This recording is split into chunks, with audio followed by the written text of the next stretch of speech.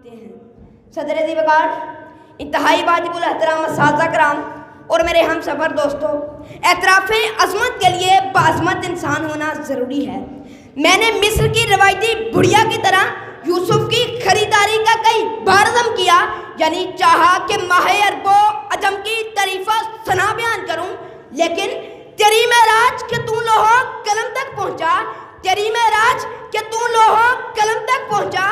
میری معراج کہ تیرے قدم تک پہنچا۔ صدر ذی وقار، آج کے اس ببرکت دن کی مناسبت سے میرے الفاظ کا عنوان سیرت النبی صلی اللہ علیہ وآلہ وسلم ہے۔ صدر ذی وقار، دنیا بدعمالیوں سے ظلمت زدہ بنی ہوئی تھی، کفر کی کالی گھٹائیں ہر طرف تلی کھڑی تھی، عصیاں کی بجلیاں آسمان پر کودتی تھی، نیکی نفس کی طغیانیوں میں تھر تھر کانپ رہی تھی، انسانیت راہ راست سے ہٹ کر آس اور یاس کی حالت میں ادھر ادھر دیکھ رہی تھی کہ کہیں روشنی کی کرن پھوٹے اور اسے سلامتی کی راہ مل جائے۔ ایک معصوم بے خطا بے قصور ننھی شہزادی جس نے رب سے جینے کا حق لینا تھا، مگر خوف کے عالم میں وہ سینے پر ہاتھ باندھے گردن جھکائے مصروف دعا ہو گئی اور بولا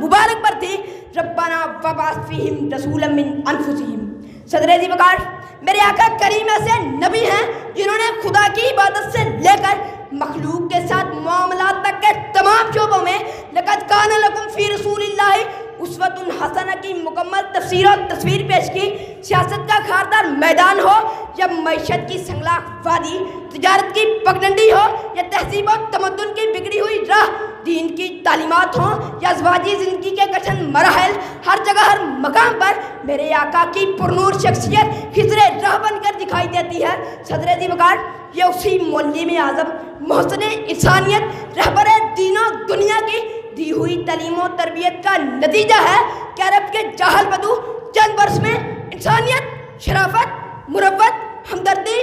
محبت، غم گساری اور شفقت کی ان بلندیوں پر جا پہنچے جہاں دور جدید کا نام نہاد مہذب انسان نہیں پہنچ سکا۔ عرب جس پہ کرنوں سے تھا جہل چھایا، عرب جس پہ کرنوں سے تھا جہل چھایا، پلٹتی بس ایک آن میں اس کی کایا، رہا ڈر نہ بیڑے کو موجے بھلا کا، ادھر سے ادھر پھر گیا رخ ہوا کا، ادھر سے ادھر پھر گیا رخ ہوا کا۔ شکریہ۔